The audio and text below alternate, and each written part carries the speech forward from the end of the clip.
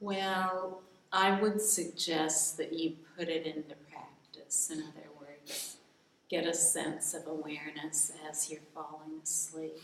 Yes. And is there someone here who's done that who would like to describe that? I was hoping you would describe it. Well, I think it would better serve the group if someone else described it. Can I just share with you, I said earlier today that I have actually been doing that because I sleep so well. I go to bed quite early. So I was just resting naturally in the dark, just as I was going to sleep. I had the experience, I think, of the non-conceptual state, and there was a literal physical jerk of going, oh God, you're losing it, just stay with me, sort of thing. And then I was bolt awake, going, oh, that was like almost slipping into the non-conceptual state. And that's happened a few times. So, It's almost physical. It's not like, physical resistance to that state. Mm-hmm. So, and I know I'm looking in hindsight, so I've built it into this event. So there's no elaboration involved in the resistance. That's what I mean. There's no elaboration. Yeah, it's just a physical resistance to not the practice of resting while you're falling asleep, but the shift to what I assume now is the shift to the non-conceptual state is producing a physical resistance, apparent physical resistance. So that just, if I just keep plugging away. Exactly. Yeah. Just rest as awareness, as luminous awareness that is the awareness of and as the non-conceptual state. So rather than just falling backward into the non-conceptual state and then into oblivion, you remain aware at that crucial juncture of the non-conceptual state. And then you're so aware that it isn't just conceptual points of view that are included and contained in your awareness, but the non-conceptual as well. And this is very, very, very important because it completely absolves you of any need whatsoever to take up a non-conceptual state as a frame of reference for awakening, which is what many people do. So, a non-conceptual state, nothingness, emptiness, any of these, they aren't awakening. So this is a way that you show that to yourself through your own direct experience. You see that non-conceptual state is a product of your own awareness. And that there is no destination. Even intellectually, a non-conceptual state is still a concept, isn't it? Yes, it is. Yeah. Exactly. It's a point of view. Exactly. Excellent description. Can I just? Yeah. But I'm not sure that is, but like three nights now, I've been feeling a difference when I'm going to bed or when I'm actually going to sleep, because I also go to bed very early. I don't feel really tired when I go to bed, but I go to bed anyway because I know I'm going to fall asleep anyway. So I go to bed and then I'm not at all focusing on resting, but I kind of feel like I do it, but I'm not really thinking about it. Then I have a feeling of, it's so difficult to describe it, because I feel so awake, but at the same time I'm so aware of how I kind of slide into sleeping, but I cannot tell when it's happening, but it's just I feel so awake at the same time that I'm actually know that I'm falling asleep, and it can be for quite some time actually, this state. And then I have noticed such a big difference. Also, since I noticed this different, I have noticed such a difference in my dream as well. My dreams are very they're clear and have a different quality, a different subject matter? Maybe not a different subject matter, but I'm acting differently. It's just small subject, like small changes that I will notice, and that I also can remember them very clearly and how I felt in the dream, how I would approach different situations in the dreams, and I can also like clearly when I wake up identify symbols and know that they are kind of true, you know. I can see that this is what it was about, and I can see that that is true in my life too. So it's very cool. It is. The dreams can be an incredible source of really coming into a direct experience of the things we know to be true about awareness. So we can hear all of these descriptions in waking life of what the different realizations are. Like all points of view are empty, pure, and wholly positive, and we can have some kind of decisive experience of that, but then very often that's played out in our dreams in a cinemascopic way that really helps us settle into it in a profound way. So when we're entirely aware of and as our dreams, it's really amazing. It's very rich, isn't it? It makes going to sleep fun. Very fun. Very fun. Yeah. And Brahmachari, when he was here the other day, he was talking a little bit about that too, and he was saying that he was having lucid awareness in his dreams now, and he said, but I have no expectations. Sometimes I do, and sometimes I don't. So, it doesn't have to be any one way, just that it occurs at all is really wonderful. And it can extend into this awareness that's 24/7. So what's most important is when you go to sleep at night, just, after decades of going to sleep at night and just accepting that we check out and we're asleep there, we might have some dreams and wake up the next morning and we look at the world around us and go, oh, here you are again. And some days we might go, oh, here you are again, you hideous monster. And other days we may go, oh, here you are again, you're okay. But very seldom have we awakened in the morning and gone, oh, here you are, isn't this fantastic? And more, that's how we are. We wake up in the morning and, oh, isn't this fantastic? Which is really wonderful. That's quite a shift.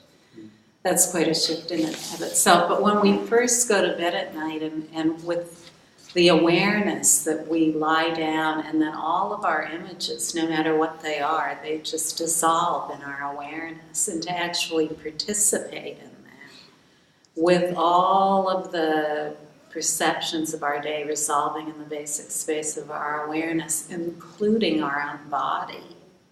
Because when you're aware of your sleep and dreams, it isn't so much awareness of a body sleeping, it's awareness of a state, of a point of view. It's an awareness of a point of view of sleep. Awareness of a point of view of sleep, that's all. And so and more that awareness is realized as the very basic space of all that, no matter what it is. So it isn't awareness of something. More and more it's awareness as the basic space of whatever it is. Can I ask you something else too? What I have been, actually this happened many times before, not even before this course, many years ago, that I could have a feeling of that my body doesn't have any contours. Like it's all like I'm a cartoon. It just have no forearm, it's just like sometimes my upper body feels like so big, and my legs are so small, and then it just changes. What is that? I mean, because when I tell people, they just like, because I was asking around, like, did you ever have this feeling, or what is this? And nobody had that. But I was asking, I don't know. These are all just simply points of view, resolving in the basic space of your own awareness. That's all. So, when we go to sleep at night, we can get a profound sense of all these points of view just dissolving, resolving the basic space of our awareness. And then what comes next is that all those points of view, they just sink into a totally non-conceptual state. And there we are as that non-conceptual state. And at that point, it's really easy to just go right into deep sleep. But at that point, when you're aware of the non-conceptual state, just rest as the awareness of the non-conceptual state and see so clearly that that non-conceptual state arises in awareness. It arises in awareness just like any other point of view. It's a very, very important realization to see that. Because you are very clear that that non-conceptual state is not a destination.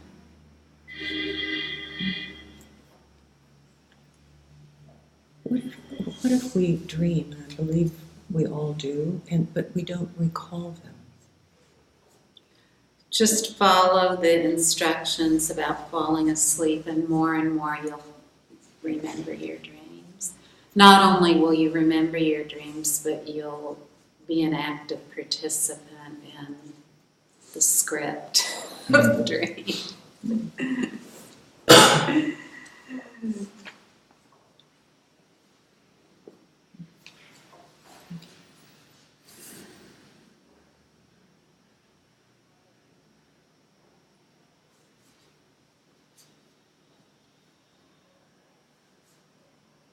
Any other questions? Just a quick one, really. My friends, or our friends, are going to be doing the next 12 inquiries, and we go round to their place after every, because they missed the first 2 days, so they can do the course. It's okay to discuss things with them, isn't it, or not? Really? About the 12 inquiries, things they're going to be doing the course. Like this. Resting while you're going to sleep business. I know they'd be fascinated by it, but is that jumping the gun? Should they? Well, it's better that they have the foundation before that.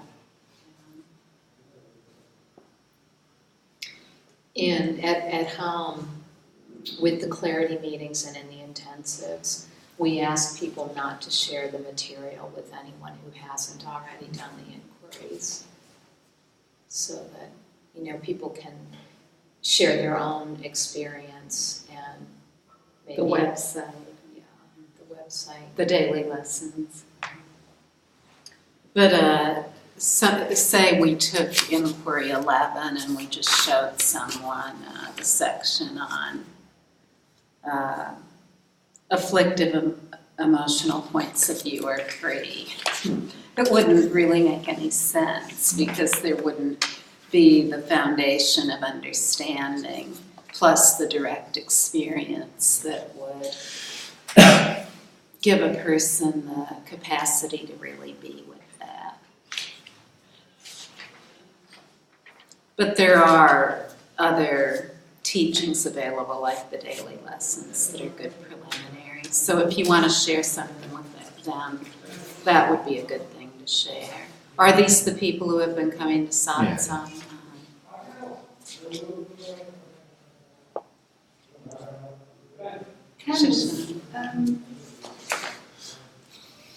When we come into the body, or when we become aware of awareness and needing the body as a tool to be able to recognize that awareness, when we leave the body,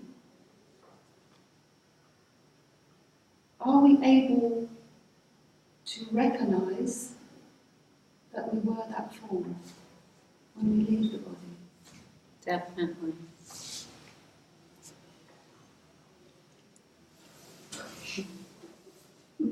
The physical body dies, awareness still is, and there's awareness of that body and activities going on in life, but also awareness that there's no way of affecting any of the situations going on.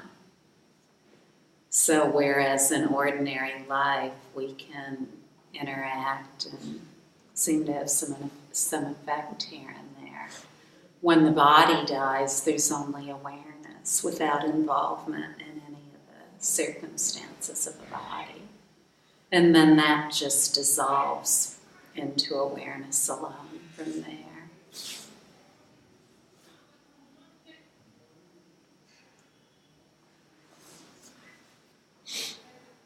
It's all very tender and gentle.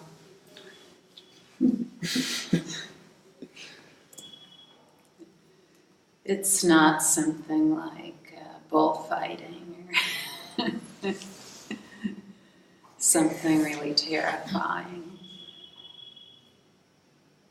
No, because it made me think about, If we're prepared.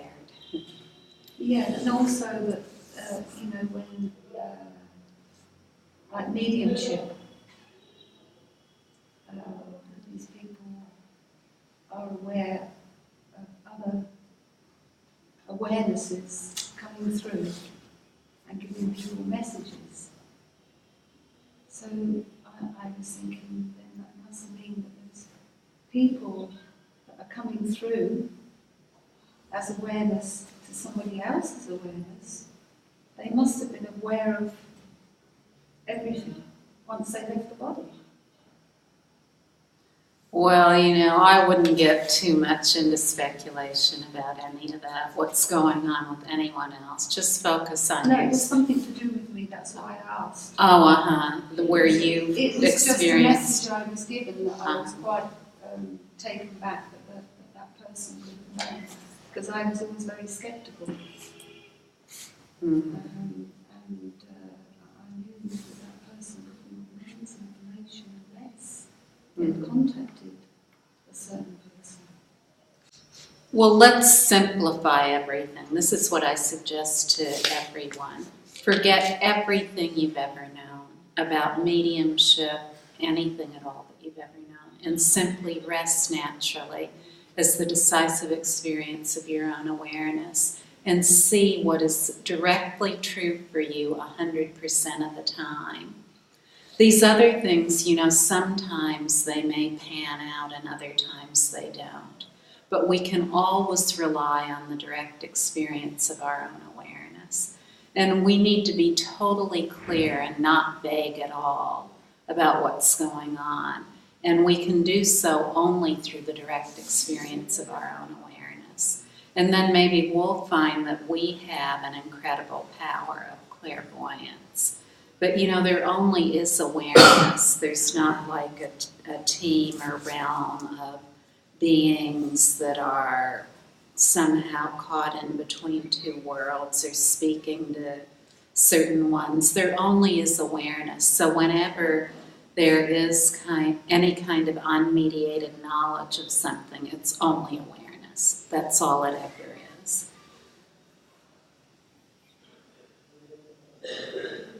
These other things, I always suggest that, if you look at something and it isn't 100% true 100% of the time, then why bother with it?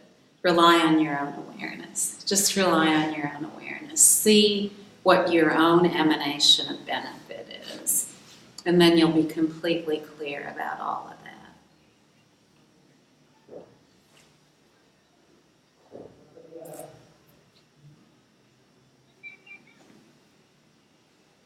It's so simple, really. It's very, very simple.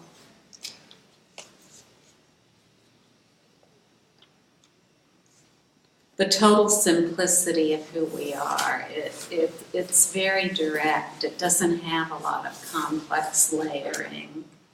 Doesn't have anything in the way. It's completely unconstrained, unconstricted in any way. We've never been imprisoned in any way by anything. We always have this direct, unmediated knowledge available to us as our own awareness. It's as simple as that. But we can only know the pristine quality of that by resting naturally. You already know this. More and more it's obvious to you that you don't need anyone. Yes, doubting, isn't it?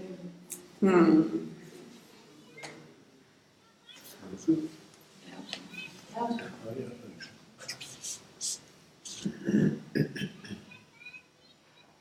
Slowly we learn not to trust our own awareness. And as we do, we adopt an assumption about other people, that we need all these other people to validate what it is we're perceiving. We need to hear what they have to say and then adopt their perceptions, whatever they are.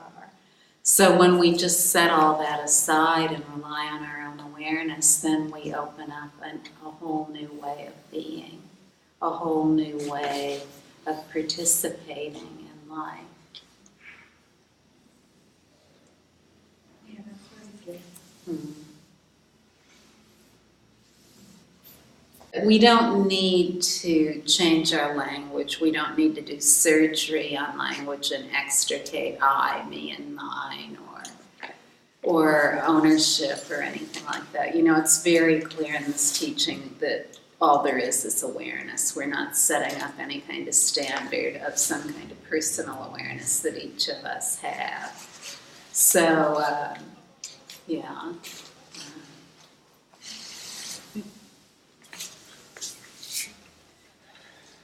It just flows so effortlessly in and out of all these descriptions of awareness. It's like, have you ever watched a stream trickling downhill, and it trickles over leaves and under leaves and around rocks and over rocks, here and there into little crevices in the bank. So this is the way awareness is too. It doesn't have to construct any special way of things being. It's just natural in its own place. And, you know, especially we need to describe this in a way that everyone can understand, that we can really be comfortable with ourselves. And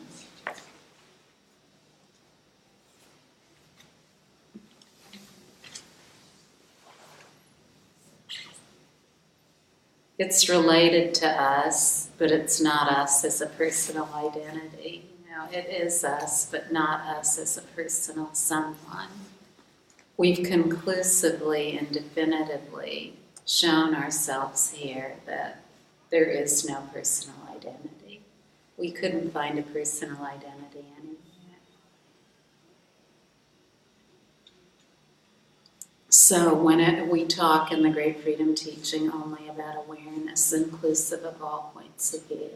Himanshu today, after the Hindi teaching, he said, Mataji, he said, I could write 20 pages on this. Do you want me to do it? He said, the Great Freedom Teaching, it says there only is awareness inclusive of all points of view, and these points of view, they're inseparable from awareness, like blue from the sky, or my color, the color of my eyes from my eyes. Then he had a number of other metaphors. He said, isn't that right? I said, yes, Himanshu. And Pradeep, the manager of the restaurant, he comes to and he said, and they're all just totally free. Totally free. When I met them, I'd ask them after the first satsang what percentage of the time they were resting as awareness. And now they all say 100%. They say, all my daily activities, Mataji, just like that. And today Pradeep said, Mataji, you need an ashram here in Rishikesh. He said, you need a place where we can come all the time. For the Great Freedom Teaching.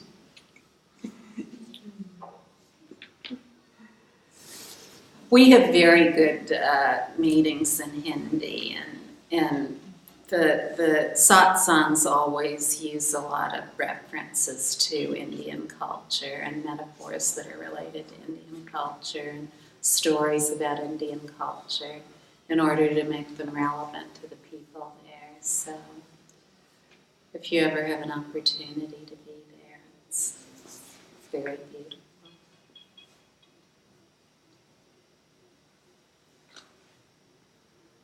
Well, sure I can. First of all, we've lived decades taking ourselves to be someone, and let's face it, we really let ourselves down by doing that.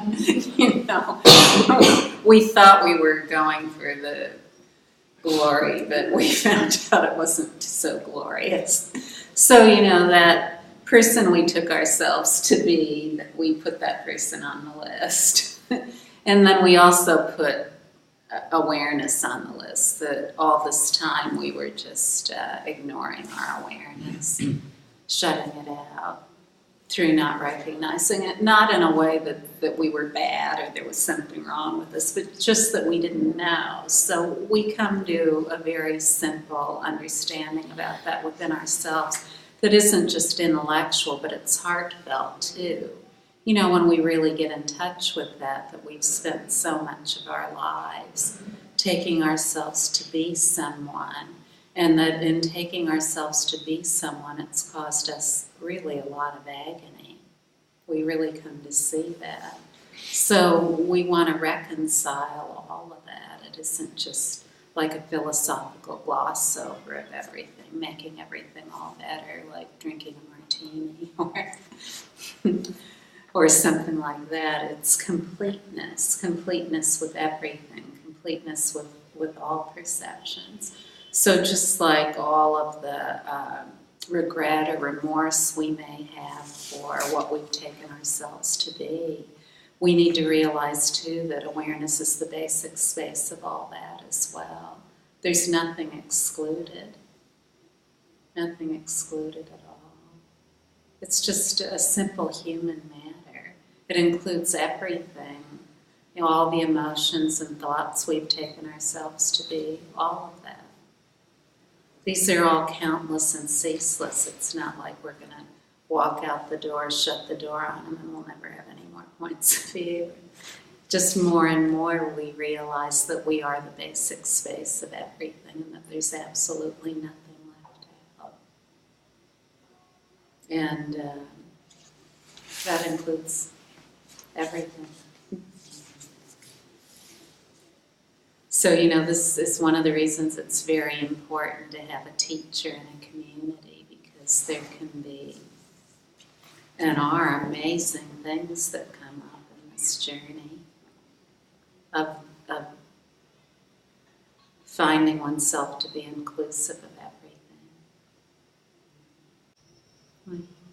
Can you talk a little about memory? Because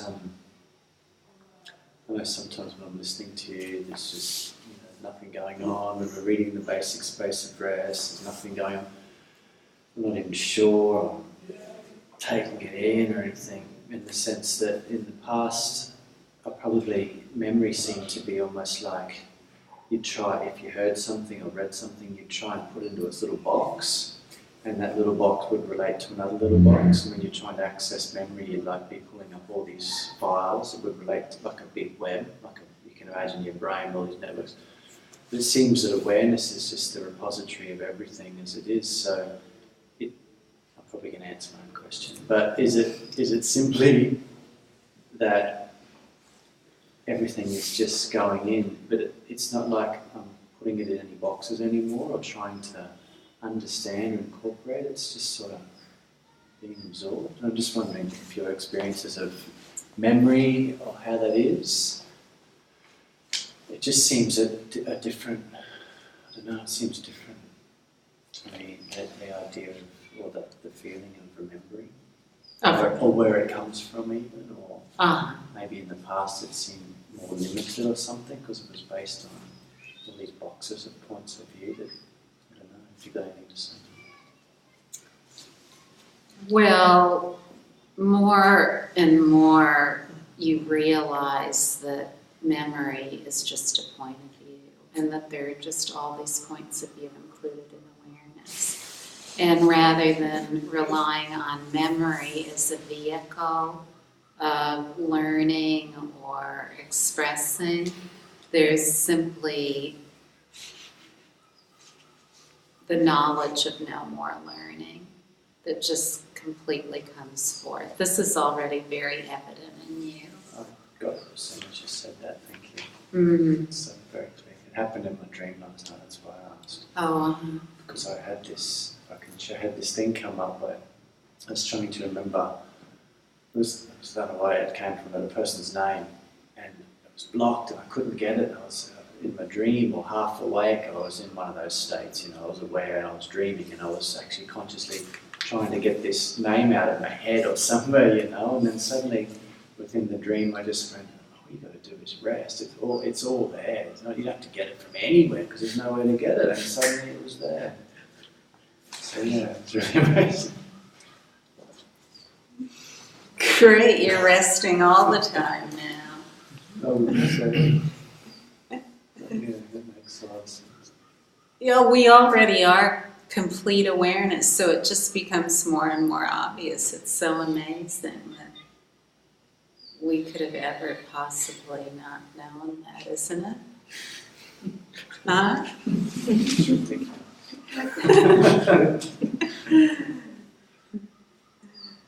Yeah. It makes me laugh constantly. Oh, good. Constantly. Every day I want to laugh.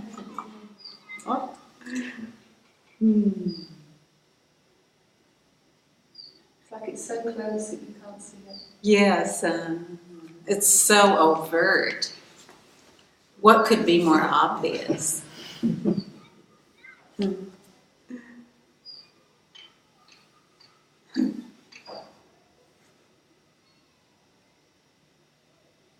Anything more?